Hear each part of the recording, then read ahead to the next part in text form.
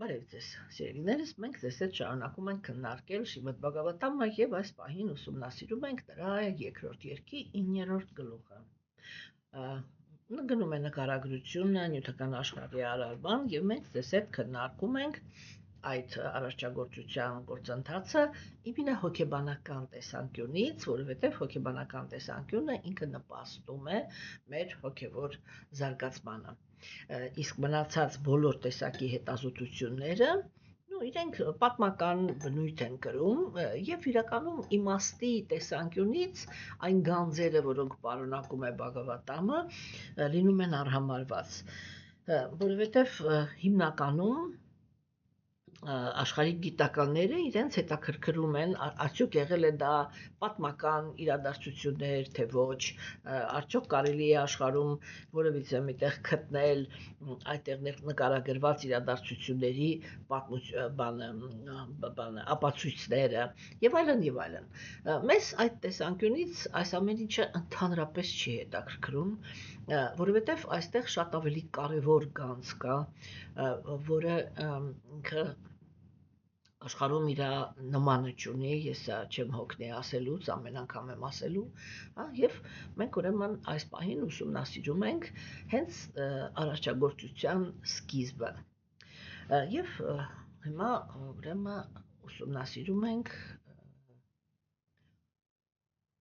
զրույցը Տեր Բրահմայի եւ Նարադա Մունիի միջև։ Տեր Բրահման ինքը շարունակում է. Վայկունթայի բնակիչների լույս տարածող մարմինները երկնագույն կապույտ են։ Նրանց աչքերը նման են լոտոսի, նրանք կրում են դեղին հագուստներ, իսկ արտաքինը տարբերվում է չափազանց գրավչությամբ։ Նրանք բոլորը երիտասարդության ծաղկման շրջանում են, ունեն 4 ձեռք եւ նրանցից յուրաքանչյուրի վրա կան հոյակապ զարդեր, դեկորատիվ մեդալյոններով մարգարտե վզնոցներ։ Նրանցից ոմանց մաշկի փայլը նման է մարջանների եւ ադամանդների փայլին։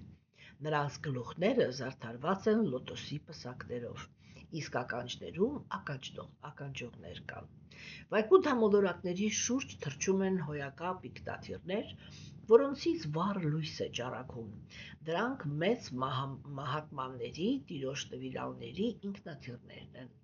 Դրանց վրա թռչող կանանց մաշկի աստվածային գույնը նրանց դարձնում է գեղեցիկ ինչպես կայծակը։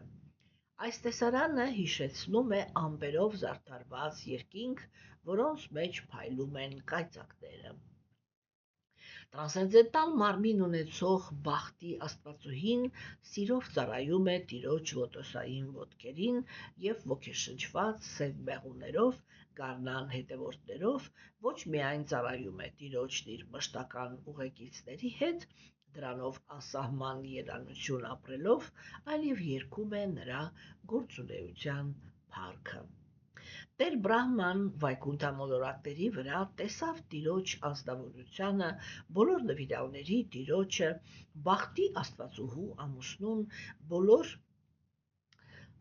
զոհաբերությունների տիրոջը եւ տիեզերքի տիրոջը, ում ծառայում են լավագույն ծառաները՝ Նադան, Սունանդան, Պրաբալան եւ Արհանան, տիրոջ մտերիմ ուղեկիցները։ Գերագույն Տերը տիրոջ ազնվորությունը բարյացակամորեն թեքվեց դեպի իր սիրող ծառաները։ Նրա ամբողջ տեսքը, որը ճառագում էր բավարարվածություն, հարբեցնող էր եւ գրավում էր դեպի իրեն։ Նա ուներ ժպտացող դեմք, զարդարված ջութիչ կարմարավուն երանգով, նա հագել էր դեղին հագուստ, նրա գլուխը զարդարված էր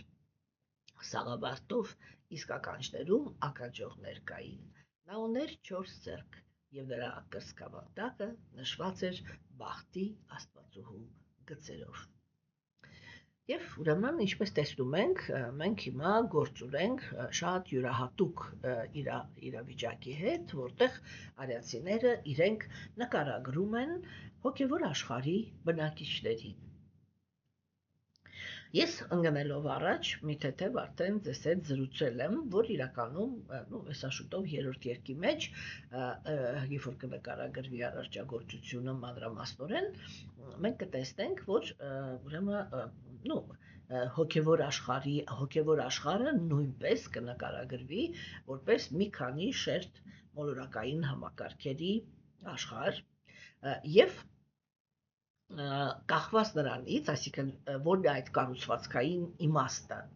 Մենք ձեզ հետ բազմիցս քննարկել ենք, որ արիացիները իրենք որպես սկզբնակետ վերցնում են այն գաղափարը,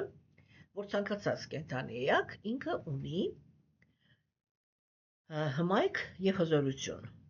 Ես սա բազմիցս ասել եմ արդեն։ Հիմա Երբ որ մենք խոսում ենք Գերագույն Աստծո ազնվորության մասին, մենք խոսում ենք մի ազնվորության մասին, որը ինքը մարմնավորումներ տալ գիտի։ Եվ հոգևոր աշխարհում տարբեր մոլորակների վրա ապրում են այն կենդանի էակները, որոնք իրենք Գերագույն Աստծո ազնվորության տարբեր մարմնավորումներին են կապված։ Հասկանում եք։ Եվ սա իրականում շատ մանրակրկիտ բացատրություն է, ուրեմն թե ինչպես է կառուցված հոգևոր աշխարհը։ Ուրեմն տեսեք, երբ որ խոսացվում է նրա մասին, որ հոգևոր աշխարհը ինքը բաղկացած է տարբեր մոլորակային համակարգերից, հա, սա միանգամից նշանակում է, որ հոգեբանության տեսանկյունից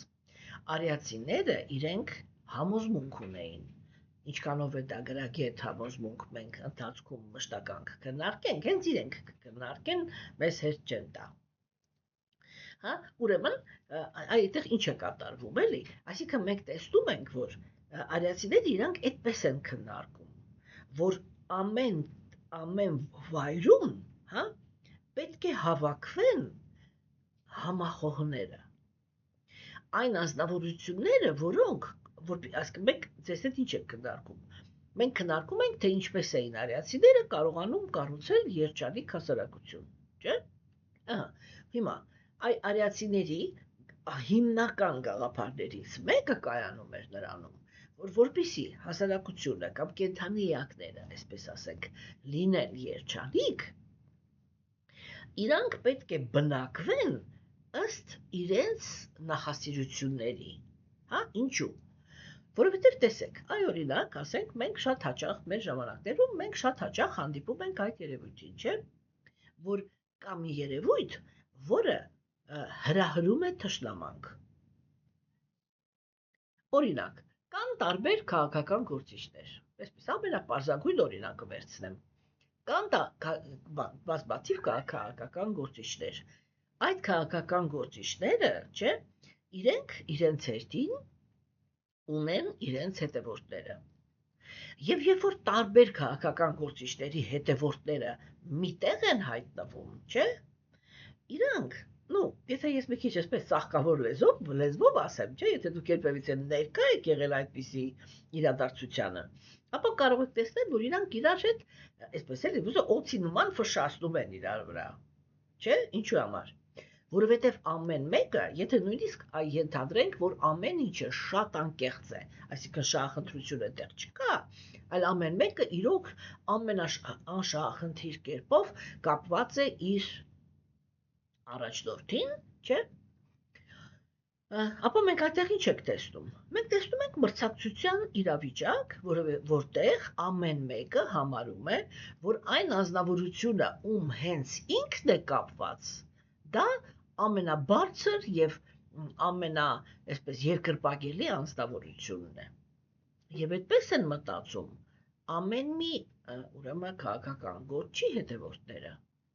Պարզ է, որ այդտեղ հենց որ իրանք արդեն մի տեղում են հայտնվում, բախումներ են տեղ ունենում, չէ՞։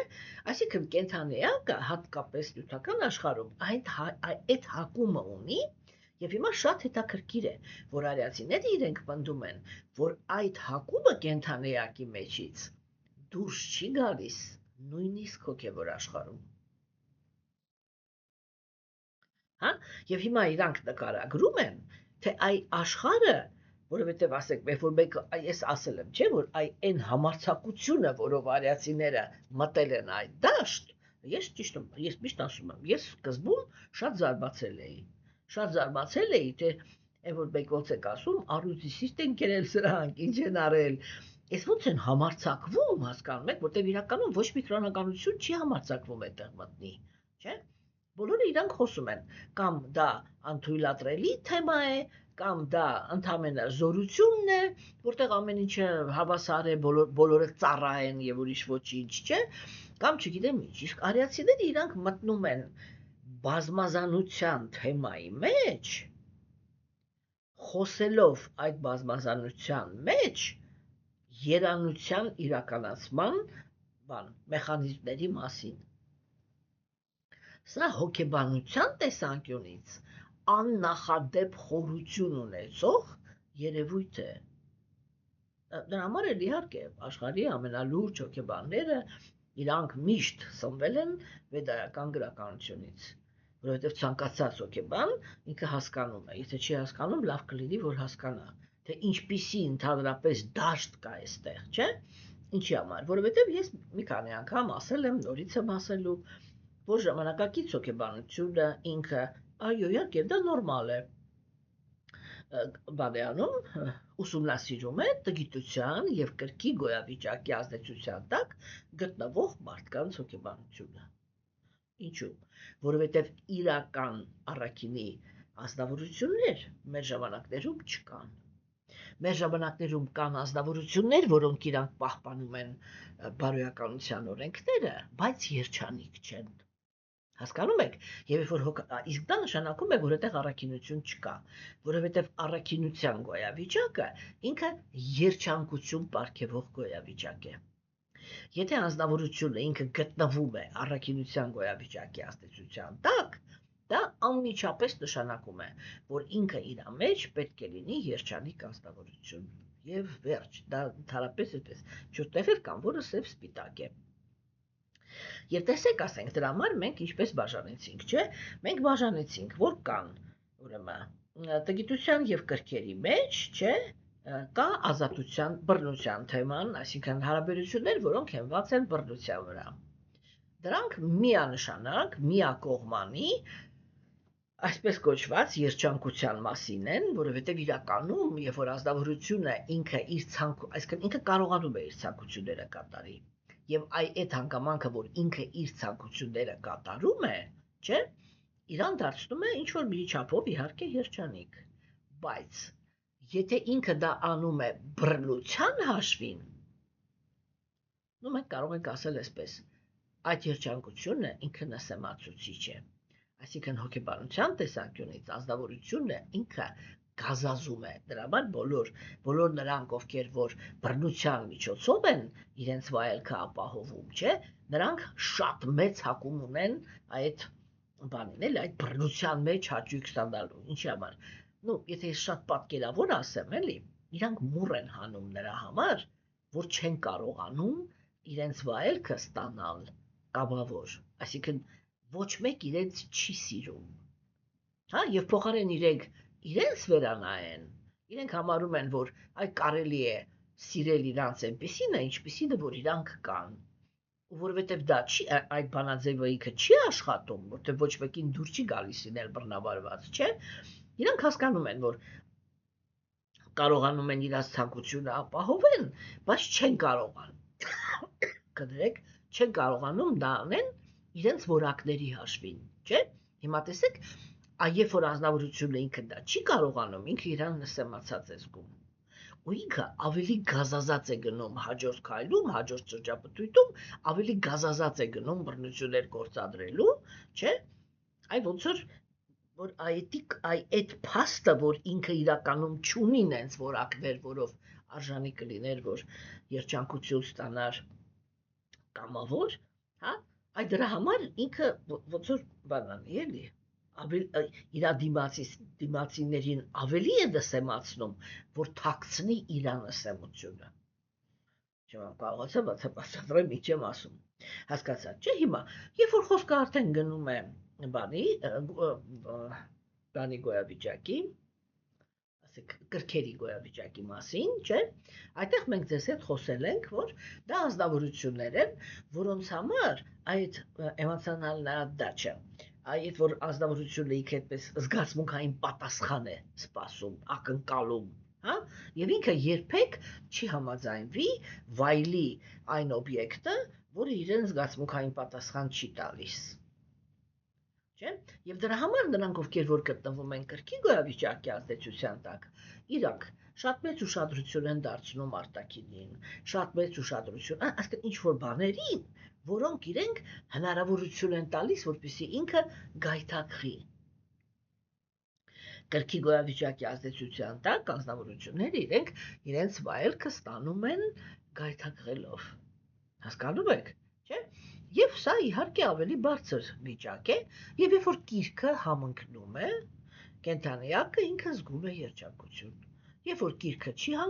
համընկնում, ինքը ուրեմն զգում է դժբախտություն։ Այդտեղ այդ կետում, երբ որ գիրքը չհամընկավ, հա,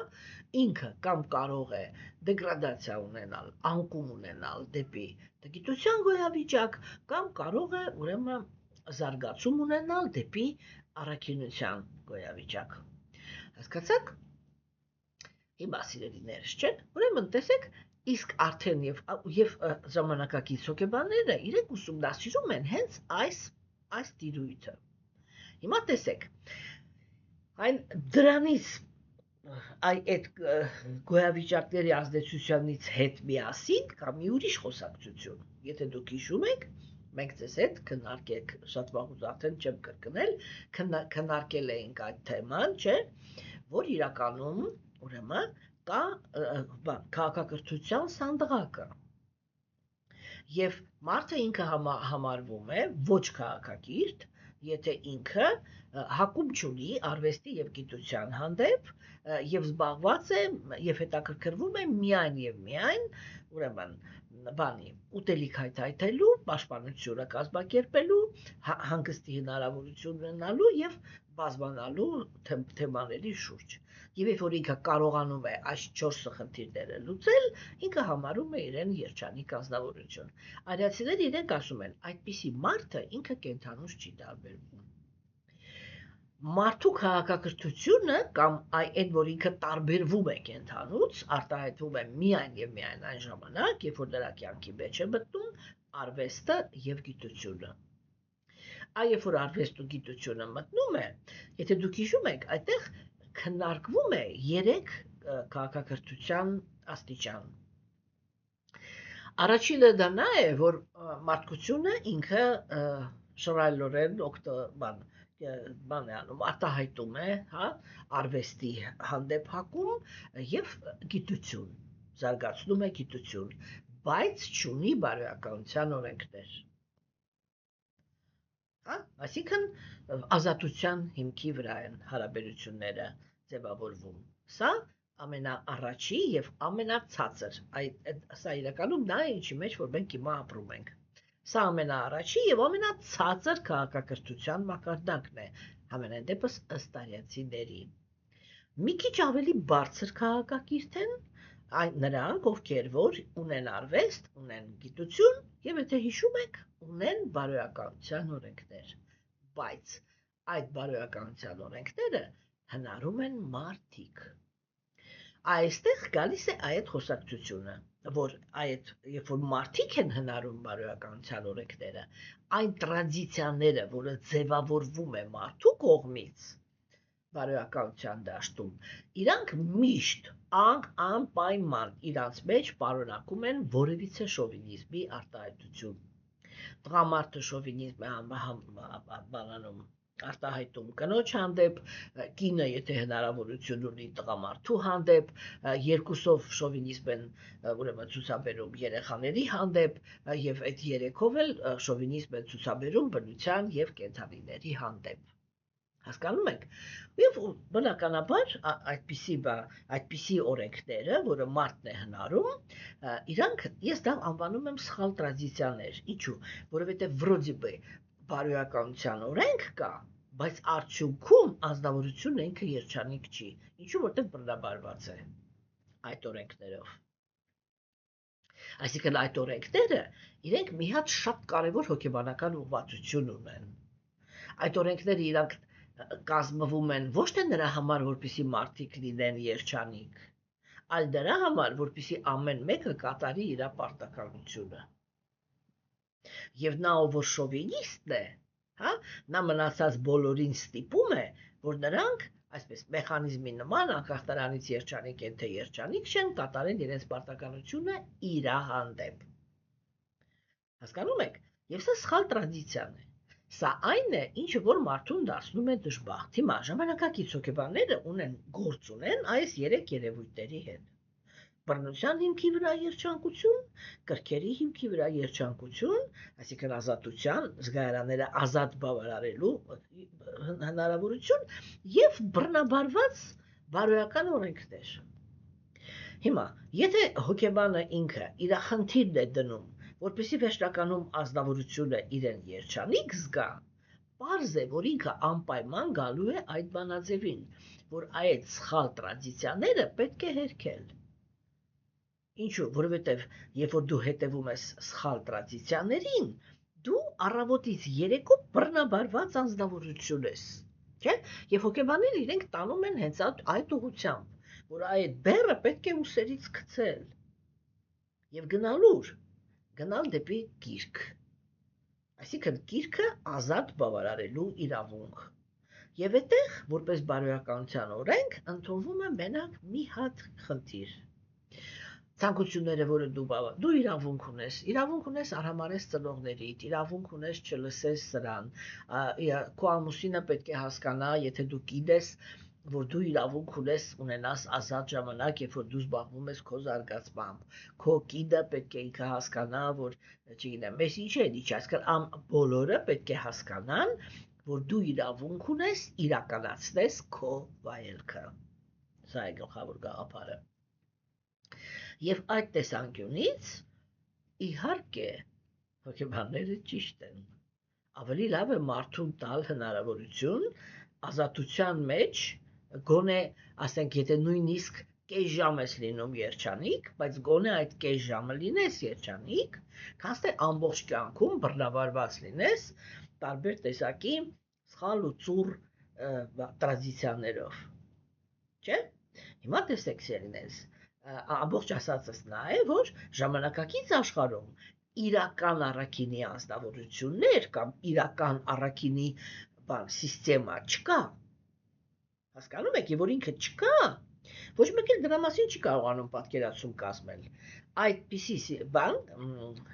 սիստեմա ոնց էր հայերեն, չեմ հիշում, հիմա կներեք, այդպիսի սիստեմա ինքը նկարագրել են միայն արիացիները։ Եվ մենք հիմա ձեզ հետ դա ենք քննարկում, չէ՞, որ եւ այստեղ շատ կարեւոր է, որ իրական առաքինությունը ինքը կենթանիակին հաստատում է երջանկության մեջ։ Հիմա մենք ձեզ հետ ուսումնասիրում ենք այն քարերը, որով իրանք շարում էին, այն հասարակության այն կառուցվածքը, որով երջանկությունը լինում էր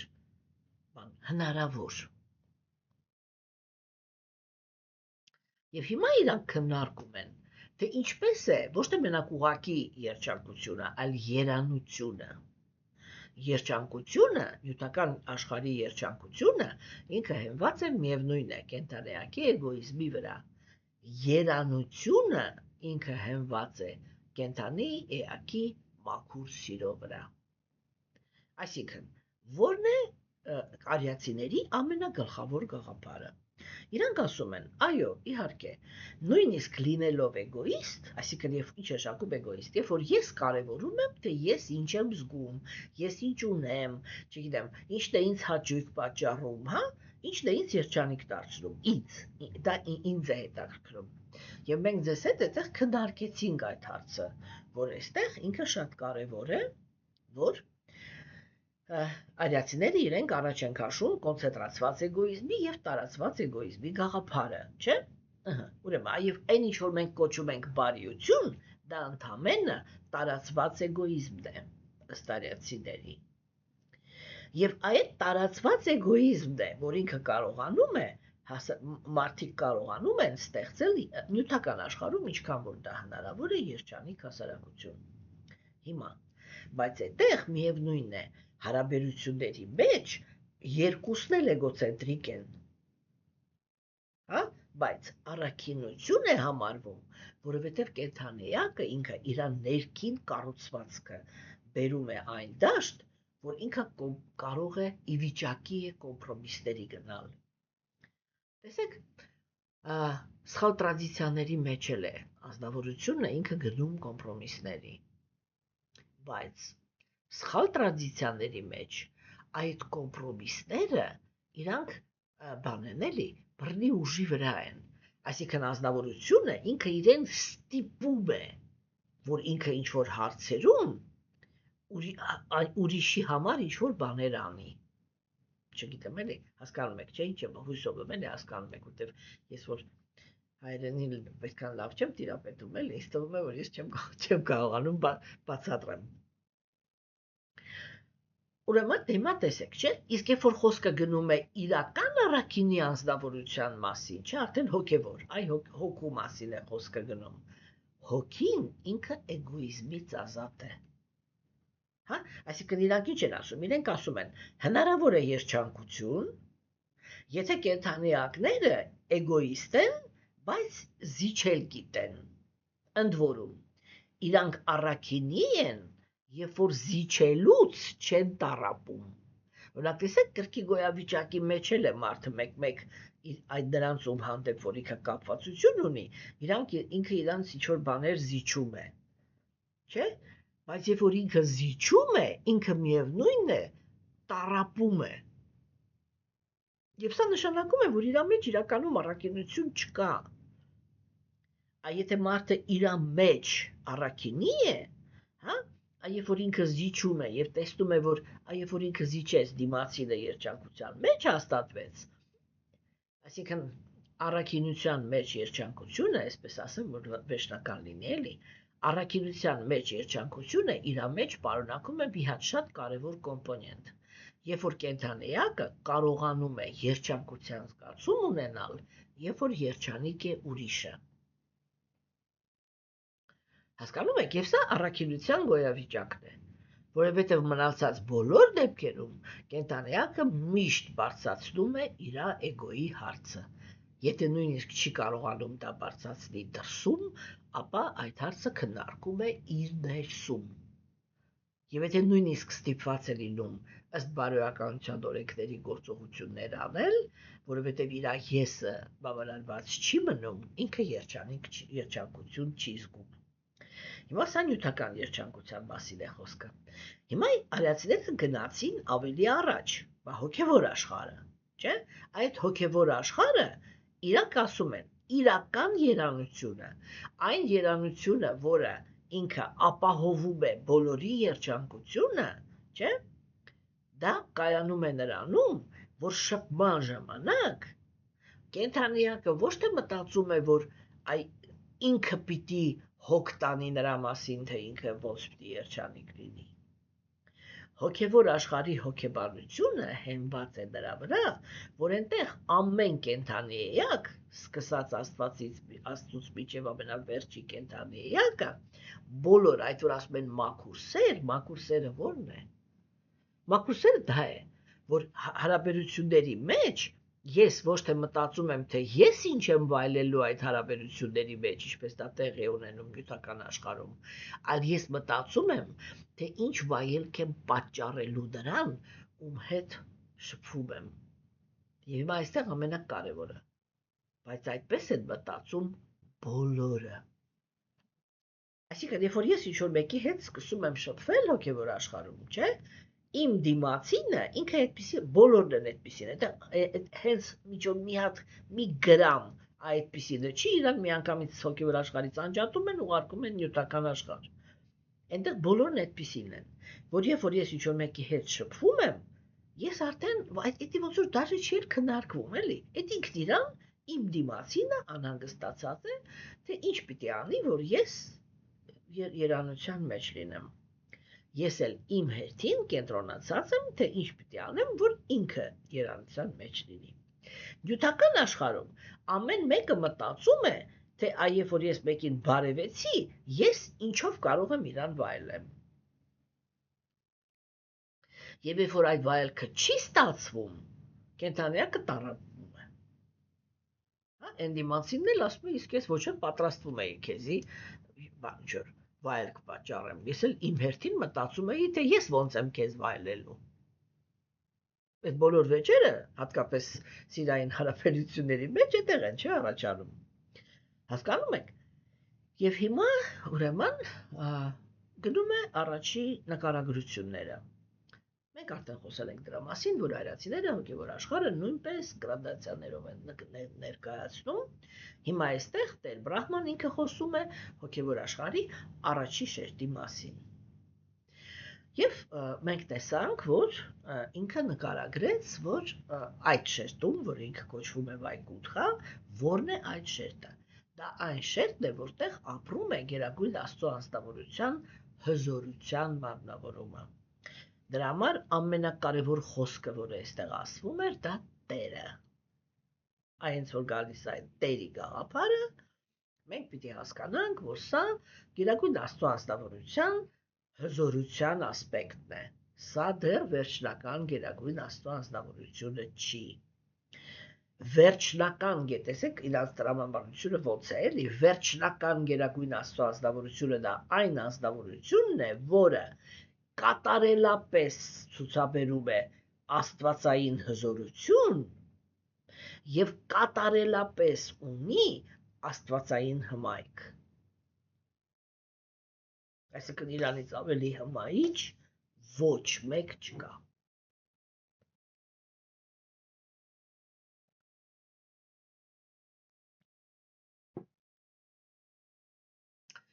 Եվ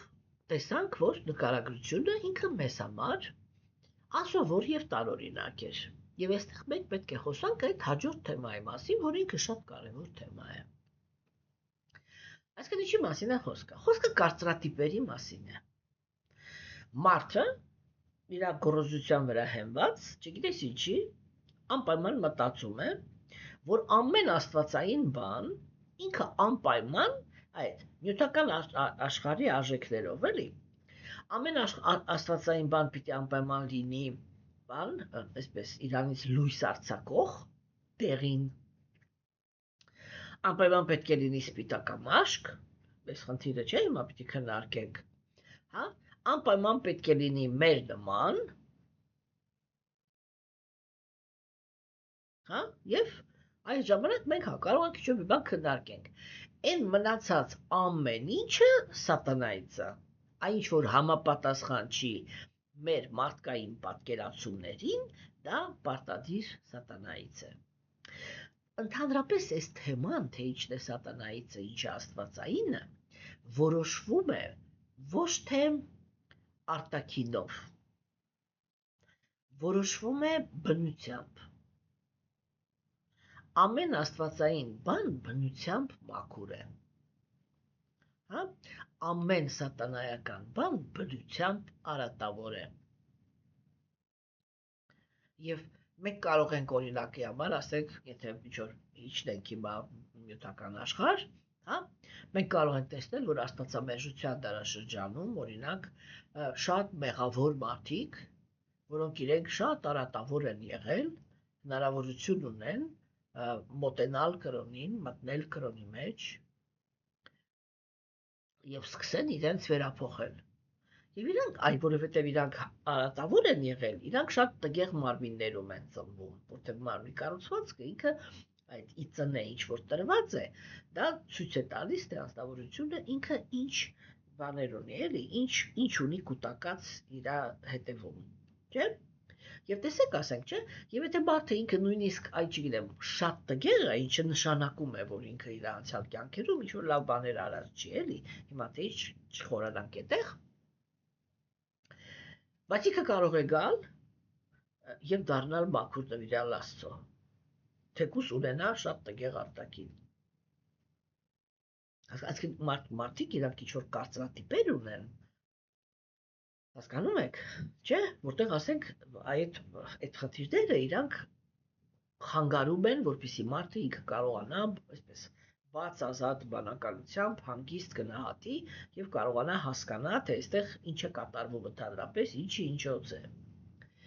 Եվ տեսեք ուրեմն, հիմա նկարագրվեց, չէ, որ Վայկունթայի բնակիչները հիմա իրանց մարմինը լույս տարածող է, այսինքն ունի բնականից ոսկեգույն փայլ, այդ որ իր մեջից դուրս է գալիս լույս, այդ ինչ որ միշտ նկարում են այդ նիմբաները, բաները, չէ, Այ ամբողջ մարմինը ինքը այդպիսին է։ Բայց մարմնի գույնը երկնագույն է։ Չէ, տեսեք, այ հենց որ ասում ենք երկնագույն է, ես օրինակ շատ այդպիսի քրիստոնյաներ գիտեմ, որոնք իրենք հենց այդպես էլ մոտենում են այդ հարցին, որ կապույտը դա սատանայի գույն է։ Ով այդպիսի բան ասել, հասկանում եք, չէ՞։ Ուրեմն դա սատանայի գույն է, եւ երբ որ խոսացվում է նրա մասին, որ իրանք բանեն, ասեք, որ իրանք կապույտ են, դա արդեն նշանակում է, որ իրանք սատանա են։ Հիմա ուզում է իրանք լինեն մանուշակագույն։ Եթե իրանք մաքուր են, իրենք աստվածային են։ Վերջ։ Եվ սա շատ հիմնային գաղափար է, որը մենք պետք է ընկալենք, հասկանանք, որպեսզի ճիշտ մշակույթ զարգացնենք ընդհանրապես, տարանջատել աստվածայինը սատանայից։ Հասկանում եք, իսկ երբ որ մենք կարծրատիպերով ենք մոտենում, մենք գալիս ենք այս մտածելակերպին, որ խմող, ծխող, մանեկող, չգիտեմ, խաղամոլ, թմրամոլ, եսի բռնացող, եսի միջ ազնվորությունը ինքը պարզվում է քրիստոնյա է, իսկ բուսակեր, ուրեմն ոչ մի տեսակի թմրամիջոցների հետ գործ չունեցող, ոչ մի խաղամոլության մեջ չզբաղված, սեռական կյանքը բարոյականության խիստ օրենքներով սահմանափակած մարդը ինքը սատանա է։ Այս կետին են գալի։ Այբ որ մի հատ տրեզվի կողքից նայում ենք, տեսնում ենք, չէ՞, ինչ անհեթեթության մեջ ենք մենք գտնվում։ Այսա կոչվում է կարծրատիպեր։ Եվ մենք բացարձակապես առանց մտածելու հետևում ենք այդ կարծրատիպերին, որտեղ արատավոր մարդը ինքը համարվում է քրիստոնյա, իսկ Քրիստոսի բոլոր պատվիրանները ավելի խիստ պահող, քան ցանկացած քրիստոնյա, կներեք այստեղ արդեն, հա, ինքը համարվում է սատանայից։ Եկանք ինչ-որ մի հատ աբսուրդի մեջ հայտնվեցինք, չէ՞։ Ուրեմն, որպեսզի մենք ճիշտ հասկանանք, մարմնի գույնը ինքը ոչ մի կապ չունի ընդհանրապես, թե այդ ազնվորությունը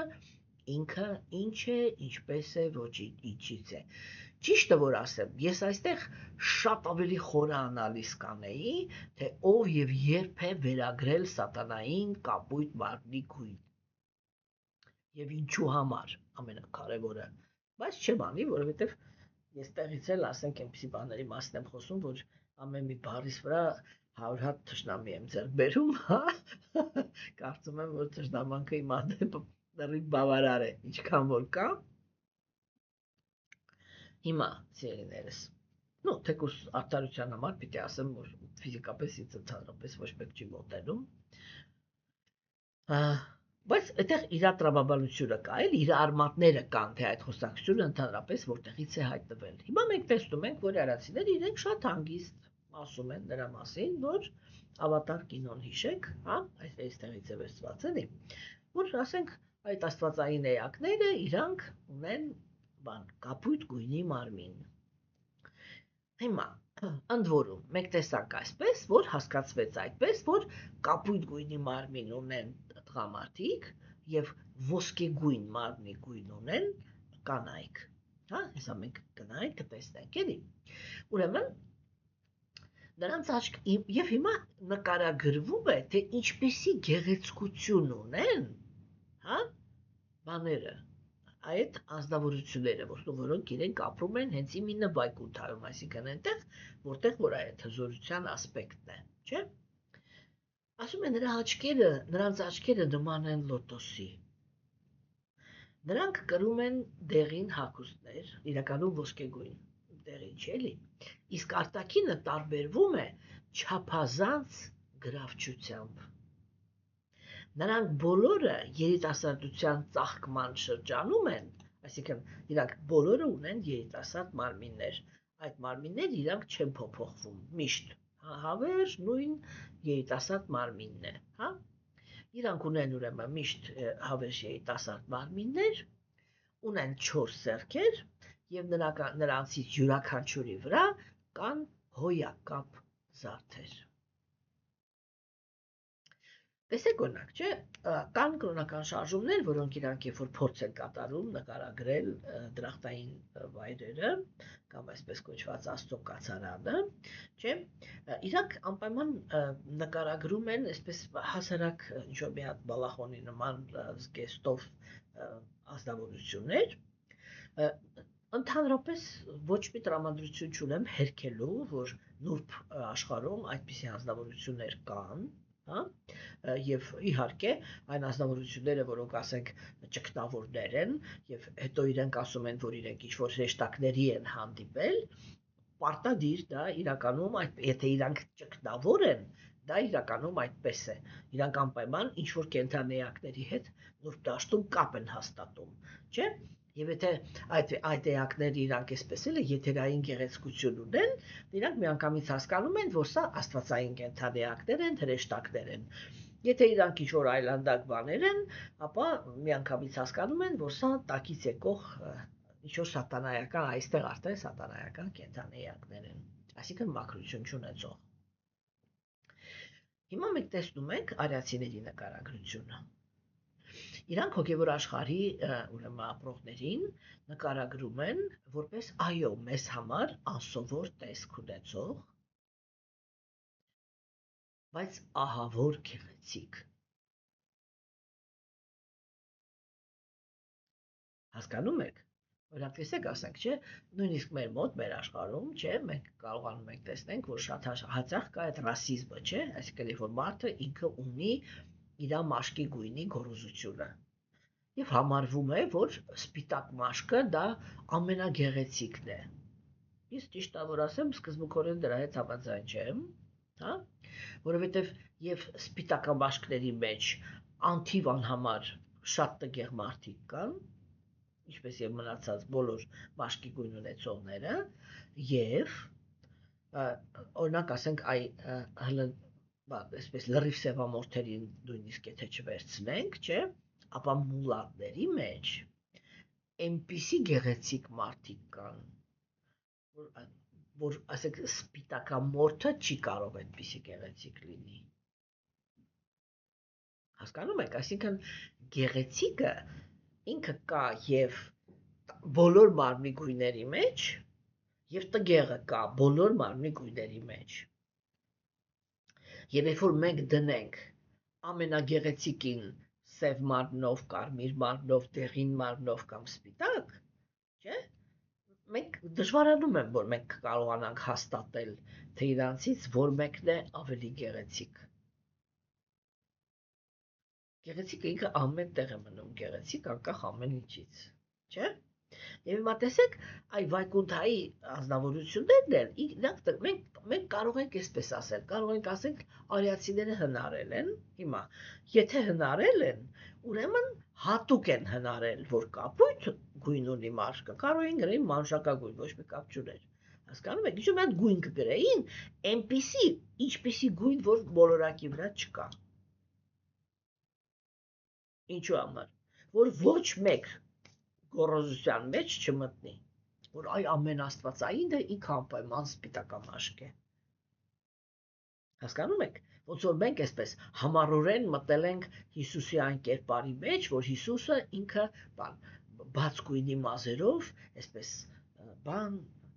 կապույտաչա երիտասարդ է եղել, ինքը հրեայի մարմնի մեջ է եղել, հրեան ոչ մի կապ չունի բաց գույնի եւ կապույտ աչքերի հետ։ Չէ, բայց մենք իրան ձևափոխում ենք, ինչու համար, որտեղ մեր ընկալման մեջ գեղեցկությունը կամ աստվածայինը կարող է լինել միայն այդպես։ Սա կարծրատիպ է։ Եվ դրա համար մենք տեսնում ենք, որ այո, իհարկե, մենք հիմա խոսում ենք զուգահեռ աշխարհի մասին, եթե խոսենք կվանտովի ֆիզիկների լեզվով։ Հա, մենք խոսում ենք զուգահեռ աշխարհի մասին։ Եվ այդ զուգահեռ աշխարհը, երբ որ մենք քննարկում ենք, չէ, իհարկե, մենք պիտի նախապես հասկանանք։ Մենք անպայման նման բաներ ենք ման գալի, չէ, եւ ընդունում ենք այն ամեն ինչ, ինչ որ նման է, բայց մենք պիտի հասկանանք, որ ուղղակի հակառակը է, դա բացարձակ ուրիշ աշխարհի մասին է խոսքը։ Մենք ձեզ հետ ապրում ենք մթության աշխարհում։ Եվ հիմա խոսում ենք նրա մասին, թե ինչպիսին են այն կենդանիակները, որոնք ապրում են լույսի աշխարհում։ Չէ՞ որ տիեզերքը ինքը մութ է, իսկ այնտեղ տիեզերքը ինքը լույս է։ Հասկանում եք։ Չէ՞։ Եվ ասենք այս բաները, որ նկարագրվում է, որ իրանք բան կապույտ բան բաց կա երկրագույն մարմին ունեն, բայց այդ մարմնից այսպես ոսկու արևի նման ոսկեգույն լույս է ճառագում, չէ՞, որ իրանց աչքերը լոտոսի պես գեղեցիկ են, որ իրանք շատ գեղեցիկ հագնված են, չէ, եթերային են հագնված, բայց գեղեցիկ են հագնված եւ զարդարված են։ Հասկանում եք։ Եվ այո, իհարկե ասենք, սա ոչ մի ընդհանուր բան չունի, չէ, օրինակ ասենք, տեսեք, բոլոր մնացած կրոններում, չէ, միտեղ, ասենք, կնոջը թույլ են տալիս, որպեսզի ինքը զարդարի իրեն, բայց այդ զարդարանքի վրայից մի հատ սև մեշոկ են հագցնում, որ ոչ մեկ դա չտեսնի բացի ամուսնուց, չէ։ Մյուս տեղը ընդհանրապես հակառակը, եթե մեշոկ չեն հագցնում, ուրեմն ասում են իրավունք չունես զարդարվես, եթե զարդարվեցիր, ուրեմն սատանա ես, մյուս տեղը այնպես է, մյուս տեղը այնպես, մենք տեսնում ենք, որ արիացիների մշակույթը ինքը ուրիշ էր, ինչու, որովհետև արիացիները իրենք որպես հիմք էին վերցնում, որպես նպատակ էին վերցնում կենդանիակի երջանկությունը, հա, իսկ ունենալ գեղեցիկ զարդարված մարմին, դա երջանկության գործոններից մեկն է։ Հասկանում եք, երբ որ ազնվորությունը ինքը, ասենք, հագուստի, զարդարանքի եւ պճնվելու շնորհիվ կարողանում է լավացնել իր արտաքին տվյալները եւ իրեն շատ ավելի լավ զգալ իր մարմնի մեջ, քան թե եթե ինքը լիներ այդ անգույն, մոխրագույն ինչ-որ մի հատ երևույթ, որը որ, ասենք, շատ դեպքերում ընդունված է որպես կրոնական մարդու կերպար։ Հասկանում եք, մենք այստեղ տեսնում ենք, չէ՞ որ հենց այդպես էլ նկարագրվեց, որ իրանք, ասենք, եւ ականջողներ են կրում, ընդ որում եւ տղամարդիկ եւ կանայք, հա, եւ ականջողներ են կրում, եւ վզի վրա զարդարանք ունեն թևերին, մատներին, ինչպես գիտեք, ոտքերին եւ այլն, չէ՞։ Այսինքն այդ ամեն ինչը ինքը արվում է, որովհետև այնտեղ հիմքը եռանությունն է։ Եվ կենդանիակները այնտեղ լիարժեք հնարավորություն ունեն ունենալ այն տեսքը, որը իրենց դուր է գալիս։ Չէ՞։ Հիմա, բայց մյուս կողմից մենք տեսնում ենք, չէ՞, որ իրանք ունեն նույն մարմինները, այսինքն իրենք բոլորը իրար նման են։ Հասկանում եք։ Հա։ Եվ մենք տեսանք, որ իրանք այդտեղ ունեն թռչող ափսեներ, որոնց մեջ իրանց համար թռչում են, ասենք, ամբողջ հոգևոր այդ տարածքի հոգևոր աշխարհի մեջ եւ այլն եւ այլն։ Չէ՞։ Եվ իրանց բոլորի միջից Տեր Բրահման ինքը բան արեց, հատուկ ձևով նշեց բանի հայերեն ոնց էր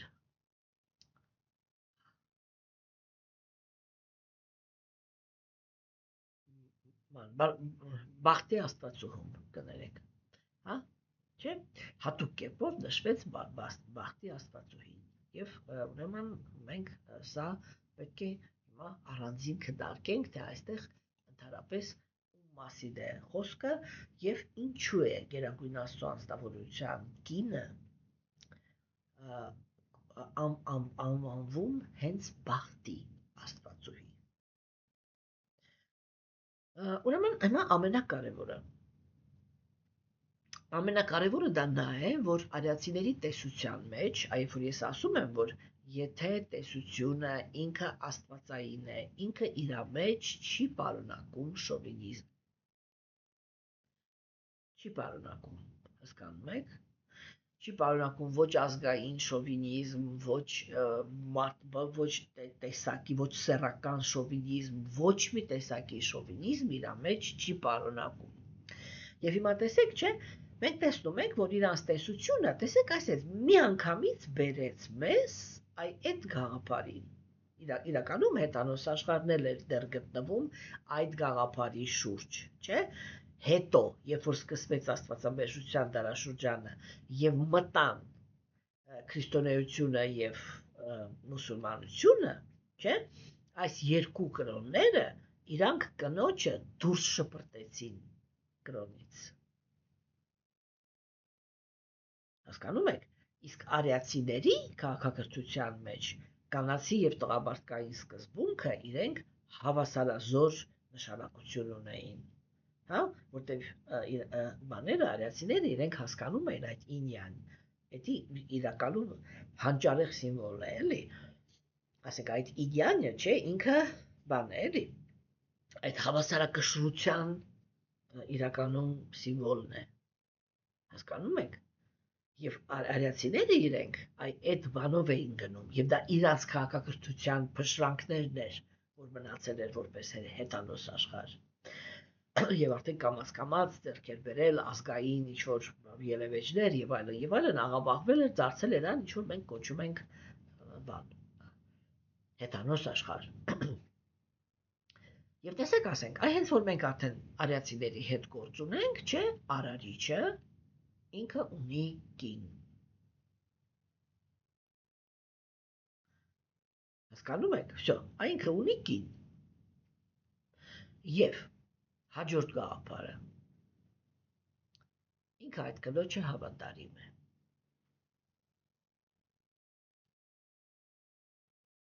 Չէ, տեսեք, արյունակենդանոց աշխարհում, երբ որ նկարագրվում է Զևսը, չէ, կամ որպես գլխավոր աստված, իրականում դա ինտրան է, էլի, ինչ-որ եսի միշտ չի հասկացած, չէ, բայց կարևոր չի։ Այ երբ որ մենք տեսնում ենք Զևսի կերպարը եւ նմանատիպ աստվածների կերպարը, չէ, եթե նույնիսկ ինքը կին ունի, ինքը տարբեր անկապ սեռական հարաբերություններ ունի, ում հետ ասես, ով որ իրա դուրը եկավ։ Եվ այնտեղ կա խանդ, կա ինչ, այն, որ հասկանում ես, որ սա նյութական է։ Հասկանում եք, չէ՞։ Հիմա, ուրեմն, այդ տեսեք, արիացիների պատկերացմամբ, չէ, իրանք հիմա ընտրում են իրանց համար, տղամարդիկ են, չէ, ընտրում երկրպագության օբյեկտ։ Եվ տեսեք, արիացին ինքը ինչպիսին էր։ Ինքը առաջի հերթին այդ հոգևոր կյանքի առաջի փուլում, որը կոչվում է կարմա յոգա, որը մենք տեսեք Բհագավադ գիտայով արդեն քննարկել ենք, չէ, կարմա յոգայի գլխավոր աստվածություններն են Վիշնուն եւ Լաքշմին եւ Նարայանան եւ Լաքշմին, այսինքն նյութական աշխարհի արարողը եւ վայկունթաներում հոգևոր աշխարհում տերը, այսինքն այդ զորության ասպեկտը, եւ իրանք երկուսն էլ ունեն կին։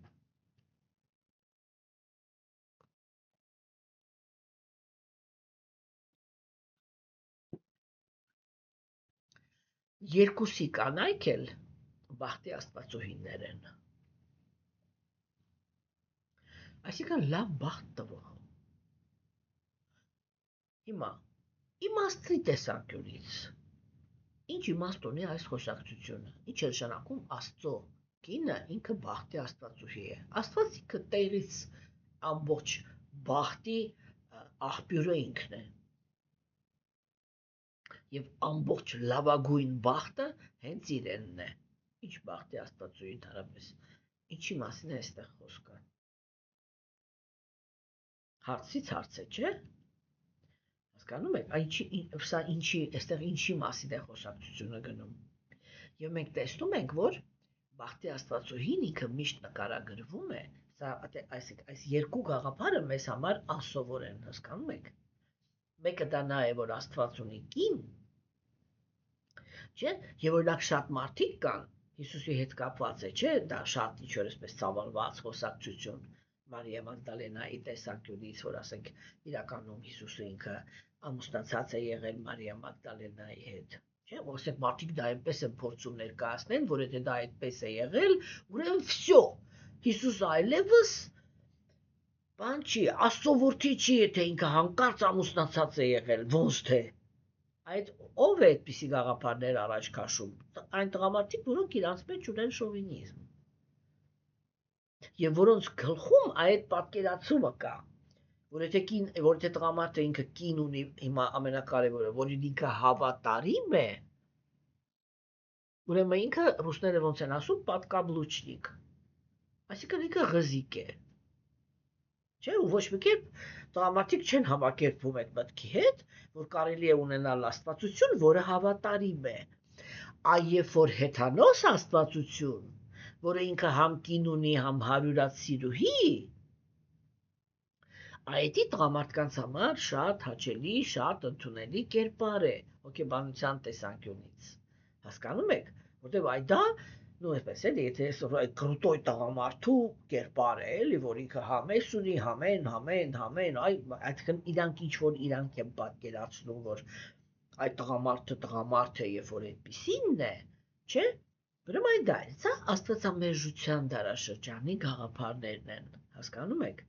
Երբ որ մենք քննարկում ենք արիացիների գաղափարախոսությունը, մենք տեսնում ենք, որ այստեղ կա հավասարության սկզբունքը։ Եթե մենք իմաստով ենք գնում, ապա Գերագույն Աստծո անձնավորությունը ինքը արդարության սկզբունքն է, իր կինը ինքը բարիության սկզբունքն է, ողորմածության սկզբունքը։ Գերագույն Աստծո անձնավորությունը ինքը բանականության սկզբունքն է, դրանից էլ արդարությունն է բխում։ Իր կինը ինքը էմոցիաների, զգացմունքայնության բանն է, սկզբունքն է, եւ արիացիները իրենք այդ երկու սկզբունքը դնում են հավասար դժարի։ Կնոջը վերացնում են այս դաշտից այն տղամարդիկ, ովքեր որ զգացմունքային դաշտում ցավ են ստացել եւ վախենում են զգացմունքից, կամ ովքեր որ ապրում են այնպիսի հասարակության մեջ, որտեղ տղամարդու զգացմունքայնությունը ընկալվում է որպես նրա թուլության սիմպտոմ։ Իսկ տղամարդը ինքը հասարակական անձնավորություն է, դա ինքն է, որ հասարակությունն իր ուսերի վրա տանում է, եւ որպեսզի ինքը կարողանա բարեհաջող այդ ֆունկցիան կատարի, շատ կարեւոր է, որ ինքը լինի հարգված։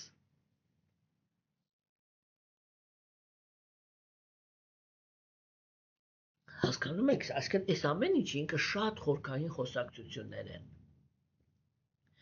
Եվ հիմա մենք դեռ շատ ենք խոսալու էլի իրաց մասին, հիմա ուղղակի գլխավոր բանը, որտեղ թեման դա էր։ Եվ մենք տեսնում ենք, որ արիացիները իրենց համար այդ կարմա յոգայի, այդ նախասկզբնական, որտեղ բարոյականության օրենքներին պիտի պահեն, չէ, իրանց գլխավոր աստվածությունը դա իր կնոջը հավատարիմ Աստվածն է։ Երբեք եւ ոչ մեկ չի կարողացել ոչ Վիշնուին, նյութական աշխարհի արարչին, ոչ Նարայանային գայթակղել։ Եվ Վիշնուն է հավերժ հավատարիմ իր կնոջը եւ Նարայանը։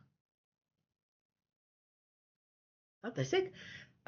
այստեղ եթե մենք դնենք, սկսենք հոգեբանական անալիզը անել, թե սա ինչպիսի տղամարդկանց մասին է խոսքը, որոնք այդ կամավոր, որպես իրանց գլխավոր աստվածություն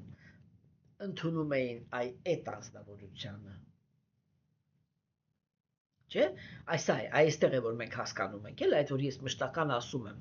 որ արիակցիների քաղաքակրթությունը ինքը կառուցվածքային տեսանկյունից մենք պիտի հասկանանք, իրանք մեր նման չեն եղել, իրանց հիմքը տգիտությունն ու կրքերը չեն եղել, դա եղել են առաքինի անձնավորություններ, հասկանում եք, չէ՞, եւ առաքինությունը, այսինքն տեսեք, մի կողմից մենք կարող ենք տեսնել, որ իրանք ունեցել են բազմակնություն, հասկանում եք, բայց մյուս կողմից էլ բարձր է գնահատվել այն տղամարդը, որը բավարարվում է մի կնոջով, ամենաբարձրն է գնահատվել այն տղամարդը, որը ինքը այնպես է խորասուզված հոգևոր կյանքի մեջ, որ ընդհանրապես ոչ մի կնոջ կարիք չունի, եւ սա չի եղել արհամարանք կնոջ հանդեպ, Հասկանում եք։ Սա շատ կարևոր եւ խորքային թեմա է, որովհետեւ քանի դեռ տղամարդիկ ցավացնում են կանանց, կանայք ոչ մի լավ բան չեն ուզում այդ տղամարդկանց։ Եվ բոլոր տղամարդիկ իրանց թիկունքի վրա կրում են իրենց կանանց լուր անեծքները։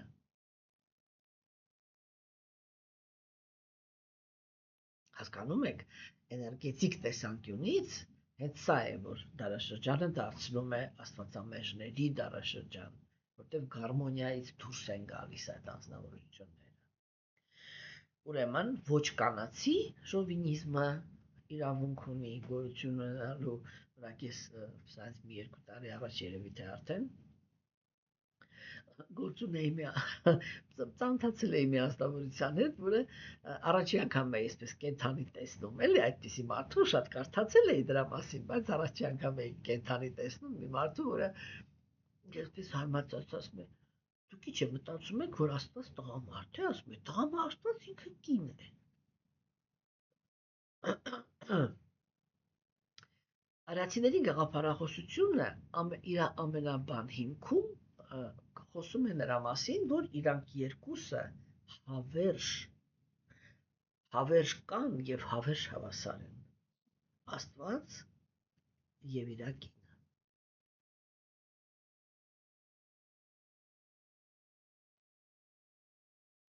Եվ այդ երկուսի միջև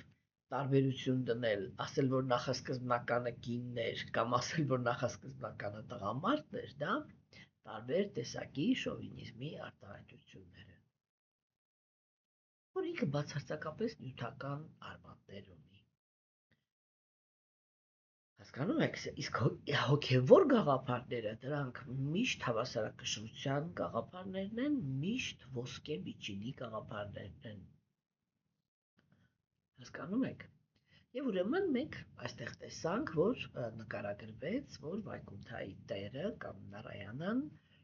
ինքը ամուսնացած է Մայր Լաքշմիի հետ եւ Բախտի աստվածուհին մշտական նրան ծառայում է։ Ծառայում է դա միշտ նշանակում է, որ կատարում է նրա կամքը։ Այսինքն ֆունկցիոնալ տեսանկյունից, հա, լավ բախտ բաժանողը հիմա կին աստվածուհին է։ Եվ ինքը այդ բախտը բաժանելուց հաշվի է նստում իր ամուսնու կամքի հետ։ Մենք դեռ հենց երկրորդ երկում արդեն, իսկ հետագայում 7-րդ գլխում շատ ավելի խորը, շատ կարևոր պատմություն է ունենալու Բախտի աստվածու ֆունկցիաների հետ կապված։ Եվ այդտեղ շատ խորը բաներ ենք հասկանալու հոգեբանության տեսանկյունից, նյութական աշխարհի, այդ հոգևոր աշխարհից, նյութական աշխարհ գալու, բան գնալու եւ այլի թեմաների հետ կապված։ Բայց հիմա մենք ուղղակի պետք է մատնանշենք, որ Բախտի աստվածուհին ինքը, երբ որ ասում է, որ ինքը ծառայում է իր ամուսնուն, դա միշտ նշանակում է, որ ինքը ենթարկվում է ամուսնու ցանկություններին։ Ինչու՞, որովհետև իր ամուսինը ունի կատարյալ բանականություն։ Հասկանում եք։ Եվ երբ որ այդ կատարյալ բանականությանն է ինքը լսում, ապա այդտեղ գալիս է այդ բանը, այդ հանգամանքը, որ բախտը միշտ բաժանվում է արդար։ Բայց ինքը բախտի էներգիան դա կին աստվածուհու ձեռքում է։ Եվ այստեղից տղամարդիկ իրենք պետք է հասկանան, որ իրականում թե իրանք ինչպես են վերաբերվում իրանց սրտում կնոջը, հա, սա շատ մեծ եւ շատ լուրջ գործոն է ընդհանրապես եւ տղամարդու կյանքում եւ ազգի կյանքում եւ պետության կյանքում, հա, չի կարող երջանիկ, իմինը երջանկության տեսանկյունից էլի, չի կարող երջանկություն լինել եթե երջանիկ չի կինը։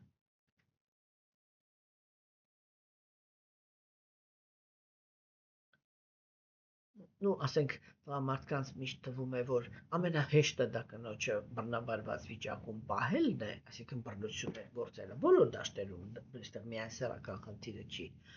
հա, իրաց թվում է, որ դա շատ հեշտ խնդրի լուծում է, բայց մենք պետք է հասկանանք, որ ամեն մի սխալ գործողություն ինքը ունի իր արդյունքը, եւ երբ որ մենք գործողությունը կատարում ենք, մեզ թվում է, որ մենք ինչ-որ ճիշտ ուղու վրա ենք, բայց երբ որ գալիս է այդ գործողությունների արդյունքները, այդ արդյունքները միշտ չի, որ մեզ դուր է գալիս։ Ուրեմն այսօրվա այս վերջի տեքստերը, որտեղ Տեր Բրահմանինքը խոսեց Գերագույն Արարչի մասին, Տիրոջ մասին եւ խոսեց Բախտի Աստվածուհու մասին, իրականում սա շատ լուրջ քննարկվող թեմաներ են եւ այո, ամեն մի կին ինքը պետք է գիտակցի իր պատասխանատվությունը եւ այո, ինչու ոչ, հիմա մի հատ ինքը իրան այսպես լուրջ նայի իր ներսը եւ տեսնի թե ինքը ինչքանով է արդար ընդհանրապես այն տղամարդու հանդեպ ով իր մասին հոգ է տանում լինի դա հայրը, լինի դա եղբայրը, լինի դա ամուսինը, լինի դա որդին կինը պետք է հասկանա որ ոնց ասեմ էլի պատկերավոր որ ասեմ, չէ, ամեն մի տղամարդու հետևից մի բաժակ ջուր շփողը միշտ կինն է։ Եվ այդ էներգիան ինքը տղամարդու կյանքում շատ կարևոր է։ Եվ հետևաբար շատ կարևոր է, որպեսզի կինը ինքը շատ ուշադիր լինի, որ արդար լինի տղամարդու հանդեպ։ Հա? Եվ այո, իհարկե, այստեղ խոսակցությունը շատ խիստ է։ Չի կարելի հաջողություն ցանկանալ արատավոր տղամարդուն եւ չի կարելի վատ վերաբերվել առաքինի տղամարդուն։ Հա, ուրեմն մենք պետք է հասկանանք, որ երբ որ կինը ինքը մտնում է հոգևոր դաշտ, ապա Աստված, որը ինքը ամենամեծ բանականության տերն է,